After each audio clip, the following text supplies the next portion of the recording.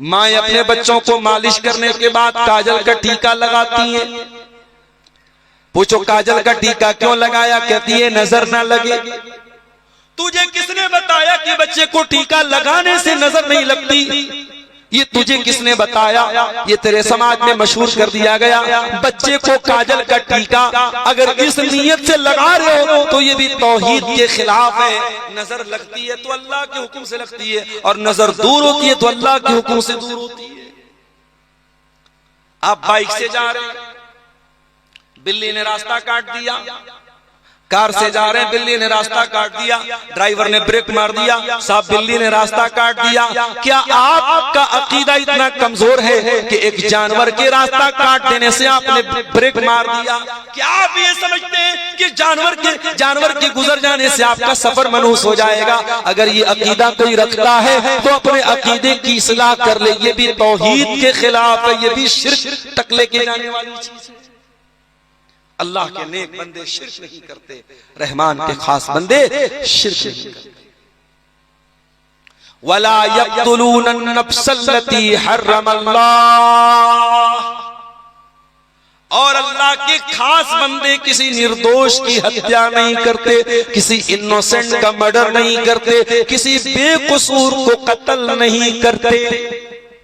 अगर लाल किला के पास जो विस्फोट हुआ था, उस विस्फोट में अगर वाकई में अभी जांच एजेंसियां काम कर रही हैं, मैं अपनी जांच एजेंसियों की जांच पर कोई सवाल नहीं उठाना चाहता हूं, लेकिन मान लो कि अगर वो जो डॉक्टर पकड़े गए, अगर वाकई में उन डॉक्टरों ने ये काम किया है और अपने आप को इस्लाम का मुजाहिद समझकर और इस्लाम का खादिम समझ के काम किया है, तो कान खोल को सुन लो। आप भी सुन लीजिए, मीडिया वाले भी सुन लें। इस्लाम का उनसे कोई संबंध नहीं है। इस्लाम कतई इस बात की इजाजत नहीं देता है कि कोई आम आदमी किसी की हत्या करे। और डॉक्टर तो कभी हत्या नहीं करने वाला होना चाहिए। डॉक्टर तो जान बचाने वाला होता है। अगर डॉक्टर के भेष में कोई आतंकवादी है और ये प्रूफ हो जाता है, ये साबित हो जाता है कि कोई डॉक्टर था और फिर भी उसने आतंकवाद किया था और निर्दोषों की हत्या की थी, तो मैं डिमांड करता हूं भारत सरकार से, मैं गुजारिश करता हूं अपनी जांच एजेंसियों से कि आप तहकीकात कीजिए, आप पता लगाइए, और वाकई में अगर किसी डॉक्टर ने इस तरीके की आतंकवादी गतिविधियों में हिस्सा लिया है, उसको कड़ी से कड़ी सजा दीजिए, ताकि आने वाली नस्लें याद रखें कि डॉक्टर का काम जान बचाना होता है, जान लेना नहीं होता है। इस्लाम जान बचाने की तालीम देता है, जान लेने की तालीम नहीं देता है।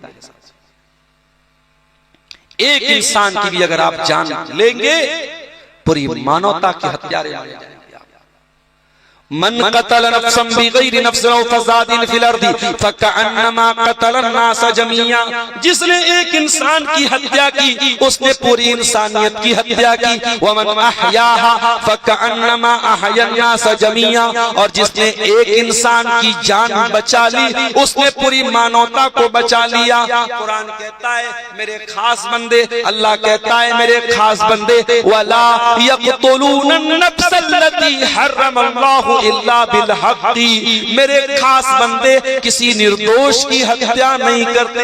हाँ, जिसको कत्ल करने की अल्लाह ने इजाजत दी है, मिसाल के तौर पे अगर शादीशुदा मर्द ज़िना करे, शादीशुदा औरत ज़िना करे, उसको कत्ल किया जाएगा। अगर कोई किसी को कत्ल करे, कातिल को कत्ल किया जाएगा। जिसकी सजाए मौत है उसका मसला अलग है, वरना किसी निर्दोष की हत्या करने की इजाजत इस्लाम नहीं देता है। और क्या करते हैं? वला यज़नून, और अल्लाह के खास बंदे जिना नहीं करते। वो भी मर्द होते हैं, वो भी औरतें होती हैं, उनके अंदर भी इच्छाएं होती हैं, डिजायर्स होती हैं, ख्वाहिशात होती हैं, मगर वो कभी जिना नहीं करते। लड़का जवान हो जाए, लड़की जवान हो जाए, इस्लाम ने निकाह का हुक्म दिया है, वो निकाह करके अपनी इच्छाओं को पूरा करते हैं, अपनी ख्वाहिशात को पूरा करते हैं, वो नाजायज रास्ता नहीं अपनाते हैं। और मैं अपनी बहनों से एक बात कहना चाहता हूं, बड़ा नाजुक दौर है, बहुत होशियार रहना। प्यार और मोहब्बत के नाम पे तुम्हारे शरीर के साथ खेलने वाले हजारों मिलेंगे, तुम्हारी इज्जत आबरू को नोचने वाले भेड़िए हजारों मिलेंगे। ऐ मेरी इस्लामी बहनों, अपनी आबरू की हिफाजत करना, अपनी शर्मगाह की हिफाजत करना। जो रात दिन तुमको आई लव यू का मैसेज भेज रहा है, जो स्नैपचैट में मोहब्बत का इजहार कर रहा है, जो इंस्टाग्राम पर प्यार और मोहब्बत भरे मैसेज भेज रहा है, जो व्हाट्सएप पर तुमको प्यार और मोहब्बत के गाने भेज रहा है, उससे कहना अगर तू वाकई में मुझसे प्यार करता है, तुझे मैसेज भेजने की जरूरत नहीं है, तुझे वीडियो भेजने की जरूरत नहीं है, तुझे बार बार मुझे मैसेज करने की जरूरत नहीं है। मैं एक औरत हूं और मुसलमान औरत हूं, और मुसलमान औरत अपनी मर्जी की मालिक नहीं है। अगर तू वाकई में मुझसे मोहब्बत करता है, मेरे वालिद से बात कर, मेरे बाप से बात कर, बाप अगर नहीं है तो भाई से, जो भी गार्जियन है लड़की का, शौहर की हैसियत से उससे बात करो और रिश्ता भेजो और निकाह करो और बीवी बना करके मुझे जिंदगी भर का लाइफ पार्टनर बनाओ, मुझे शरीक हयात बनाओ, मुझे जन्नत में लेके अपने साथ जाओ, मुझसे जिना करके मुझे जहन्नम के रास्ते पे मत लेके जाओ। मेरी बहनों, ये मैसेज आपको दे रहा हूं, कभी किसी के साथ जिना के लिए तैयार मत होना।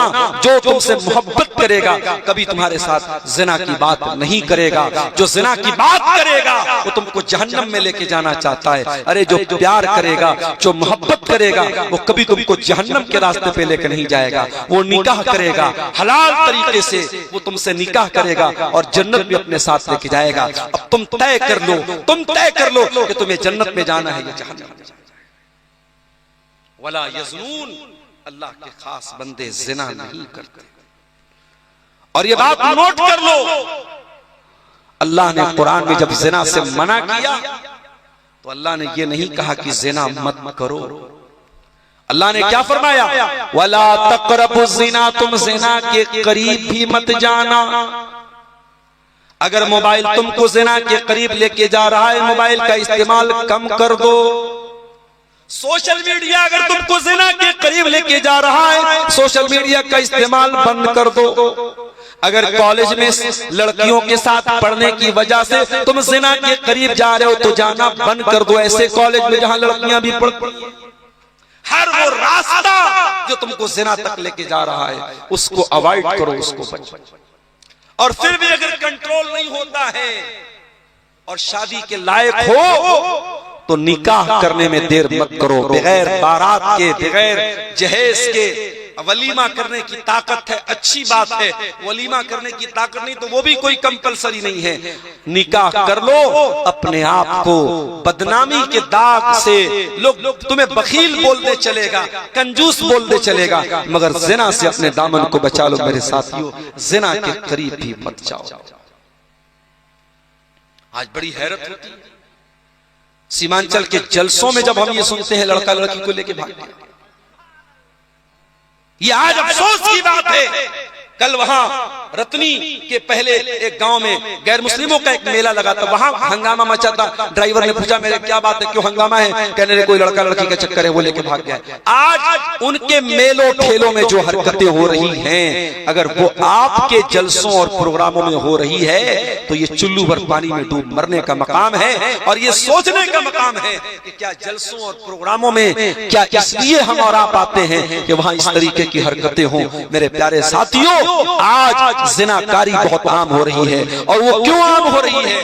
क्योंकि लड़कियां बगैर पर्दे के खुलेआम घूम रही हैं, चेहरा भी खुला हुआ है और मेकअप से सही सवरी हैं, और उसके बाद आज सबके हाथ में मोबाइल है और सोशल मीडिया पर एक दूसरे से जुड़ी हुई हैं। आज इस तरीके से जिना आम हो रहा है कि आज अपने दामन को जिना से बचाना बहुत मुश्किल है। मगर ये बात याद रखो मेरे भाइयों, जिना कल भी हराम था, जिना आज भी हराम है और जिना कल भी हराम रहेगा। कुरान कहता है वला तक़रबु ज़िना, तुम जिना के करीब मत जाओ। और इसी जिना से रोकने के लिए इस्लाम ने औरत को पर्दे का हुक्म दिया है। इस्लाम ने मर्द को अपनी नजरों को झुकाने का हुक्म दिया है। इसी जिना से रोकने के लिए इस्लाम ने औरत से कहा है तो किसी गैर महरम के सामने अपने आप को जाहिर मत कर। इसी जिना से रोकने के लिए इस्लाम ने कहा है बगैर महरम की औरत सफर तक नहीं कर सकती है।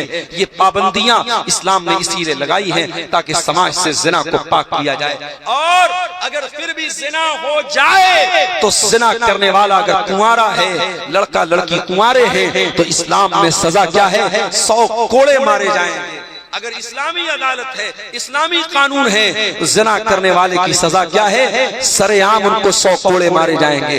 और अगर वो दोनों शादीशुदा हैं, जिना करने वाला मर्द भी शादीशुदा है, जिना करने वाली औरत भी शादीशुदा है, इस्लाम में उसकी सजा सजाए मौत है। पत्थरों से मार मार के खत्म कर दिया जाए, जिना करने वाले को जिंदा न छोड़ा जाए। तो शिर्क नहीं करते, कत्ल नहीं करते, जिना नहीं करते। ये टॉप 3 क्राइम्स है इस्लाम की नजर में। सबसे बड़े बड़े 3 गुना यही है। अल्लाह के नबी से पूछा गया सबसे बड़ा गुनाह क्या है? आपने फरमाया अंत जाला लिल्लाहि निद्दन व हुवा खलक़क, तुम अल्लाह के बराबर किसी को ठहरा दो जबकि तुमको पैदा करने वाला अल्लाह है। फिर पूछा गया अय अल्लाह के नबी उसके बाद दूसरा सबसे बड़ा गुनाह क्या है? आपने फरमाया अन तक़तुल वलदक खश्यत अन यतममा, तुम अपने बच्चे को कत्ल कर दो इस डर से कि वो तुम्हारे साथ खाएगा। अब मसला सुन लेना, आज ये चीज भी बहुत आम हो रही है। गरीब आदमी है, 2 लड़कियां पहले से उसके घर में हैं, बीवी प्रेग्नेंट हो गई और जब ये पता चला कि बीवी हमल से है, उसने उस हमल को गिरवा दिया। दवा के जरिए, टैबलेट के जरिए माँ के पेट में जो बच्चा हमल ठहर चुका था उसको गिरवा दिया। मेरे भाइयों ये हराम है, हराम है, हराम है। हाँ, अगर हमल के ठहरने के पहले कोई ऐसा तरीका अपनाया जाए कि हमल न ठहरे, और वो भी उस सूरत में जबकि कोई मजबूरी हो। मिसाल के तौर पे 2 बच्चे हैं और अभी बच्चे बहुत छोटे हैं, अगर एक और प्रेगनेंसी आ जाती है, एक और बच्चा आ जाता है, उन दोनों बच्चों की परवरिश में उनको दूध पिलाने में बहुत मसला आ जाएगा, उनको पालने पोसने में बहुत मसला आ जाएगा। 2 बच्चों के बीच में गैपिंग रखने के लिए अगर इंसान ऐसे तरीके अपनाता है, जो आज के दौर में बहुत सारे तरीके राइज हैं, ऐसे तरीके अपनाता है जिसमें प्रेगनेंसी के पहले और हमल के पहले वो तरीके अपनाए जाते हैं ताकि वो औरत गर्भवती ना हो, तो वो तरीका अपनाया जा सकता है। लेकिन अगर हमल ठहर चुका है और उस हमल को गिराया जा रहा है तो एक ही सूरत में गिराने की इजाजत है। अगर हमल ठहर गया है और डॉक्टर का ये कहना है अगर ये औरत प्रेग्नेंट हो गई, इसकी जान को खतरा है, ये बहुत कमजोर है, ये बहुत बीमार है, अगर इसने बच्चे को जन्म दिया तो इसकी जान को खतरा है। जब औरत की जान को खतरा हो जाए उस सूरत में, चूंकि इस्लाम का ये कहना है कि अगर 2 चीजें, अगर 2 खतरनाक चीजें जमा हो जाएं, 2 खतरनाक चीजें इकट्ठा हो जाएं, तो जिसमें ज्यादा बड़ा खतरा है उसको छोड़ के जो कम खतरे वाली चीज उसको अपना लिया जाए। अगर माँ के पेट में अगर बच्चा है और ये डर है अगर प्रेगनेंसी हुई और बच्चा पैदा हुआ, माँ भी मर सकती है, बच्चा भी मर सकता है। इस कंडीशन में अभी वो बच्चा हमल की शक्ल में, उस सूरत में उस हमल को गिराया जा सकता है, लेकिन वो एक मजबूरी की शक्ल है। आम किसी शक्ल में हमल को गिराने की इजाजत नहीं है, हराम है, हराम है, हराम। ये भी औलाद का कत्ल है मेरे साथ, और आज धड़ल्ले से ये काम हो रहा है। अल्लाह के नबी ने फरमाया सबसे बड़ा गुनाह ये है कि तुम अपनी औलाद को कत्ल करो, ये सोच करके तुम्हारे साथ वो खाए।